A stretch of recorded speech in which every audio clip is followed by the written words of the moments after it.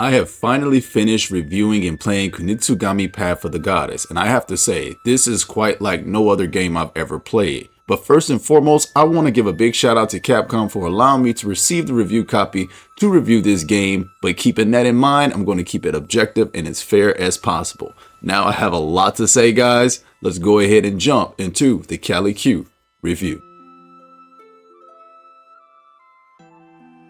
Now let's talk the premise of this game. In the game, the player assumes control of Soul, who is tasked to protect a divine maiden named Yoshiro, who must purge and cleanse villages of defilement and return the legendary Mount Kafuku back to peace. Now you guys know me, I like to break a game down all the way from the very intro screen, and the presentation of this game is extremely well done. You can tell that while extremely creative, it was very cohesive. The developers knew exactly which type of aesthetic, vibe, and atmosphere they wanted to create with this game. I like to call this game beautifully haunting. Every time I turn this game on, it attracts me in ways I didn't think I would be attracted, but then I'm also a little scared at the same time. But that is the beauty of Kunitsu Gami. There's quite nothing else like it. So let's talk basics here.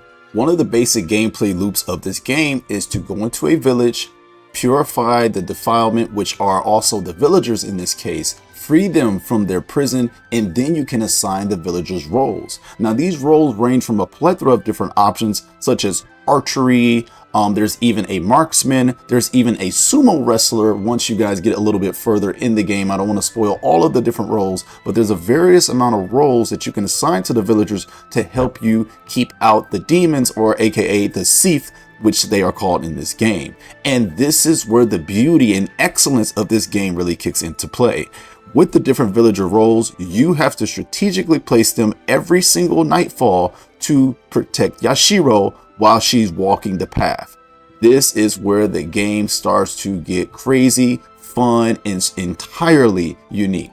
Now let's talk a little bit about the combat. Now the combat is not too in-depth, it's rather simple, and this is perhaps one of my light criticisms of the game, that I wish the combat was a little bit deeper and a little bit heavier. However, without spoiling too much, there are a plethora of different options that open up for your main character later on in the game that does add a nice spice of variety to the combat. And if there were to ever be a sequel, this would be where I would focus some of the TLC to, but this is still a very serviceable combat system, especially when you unlock certain secondary weapons like the archery. It becomes much more fun. Now, while staying on the topic of the combat system, there are special super guards that you can equip to make your character do a special move, and all of these have different properties, and that is one of the highlights of this game. There's so many variety and variables to each of the battles in each of the villages and each of the nights. No two nights are the same, no two villages or situations are the same,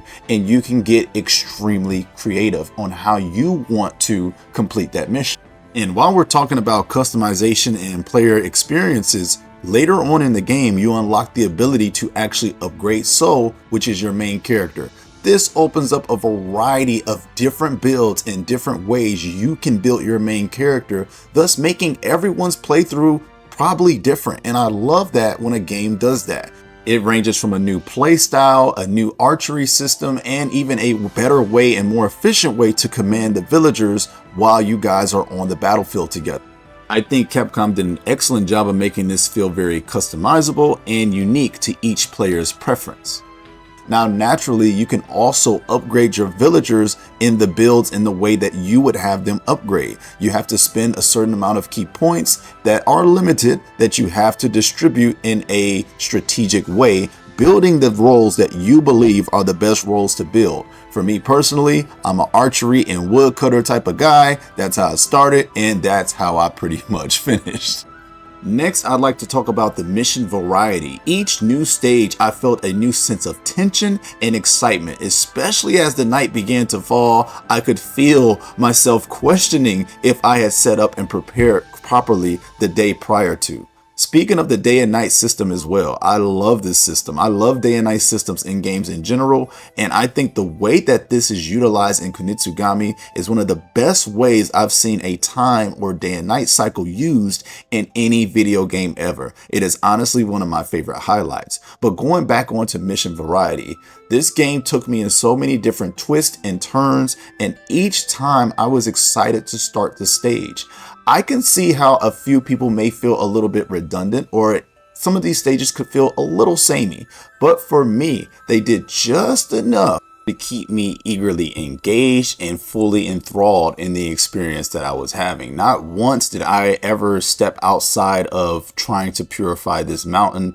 I was in at all twists, all turns, all villages, and all places.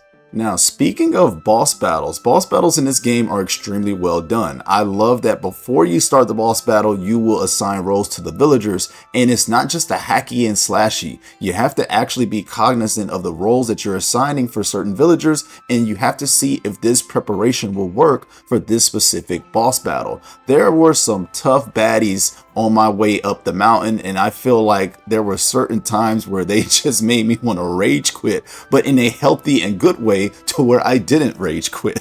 The bosses in this game give you that feeling. They make you feel that tension of I have to beat this guy. I also love the music and the boss battle designs. The creativity of this game alone is absolutely outstanding in 2024, and for that alone, I hope plenty of other games take a good inspiration from this. Now, while I do have praise for the bosses, there were some that weren't quite as complex as the next, and sometimes the difficulty was a little bit jarring, and one boss would be much easier than the other one, but it was much earlier. There's a particular boss, Centipede, that gave me a lot of trouble, that bosses later on in the game that didn't give me quite as much trouble at all. So I would hope next time out, the difficulty discrepancy is a little bit less. Now, after you have completed a stage and purified a village and beat a big baddie, there was this base mechanic system in which you go around and repair the base or the stage that you had just completed in the previous mission. I liked this up until a point.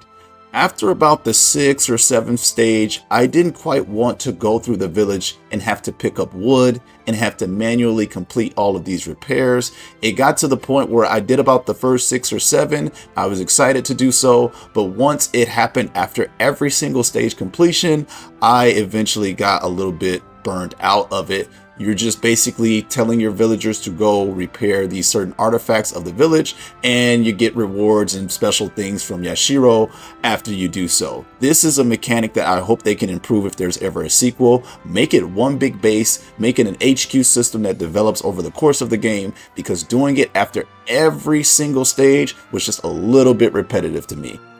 For those of you who don't mind a little bit of a grindy system, this might be for you and add some replay value, but for me, I eventually grew out of it.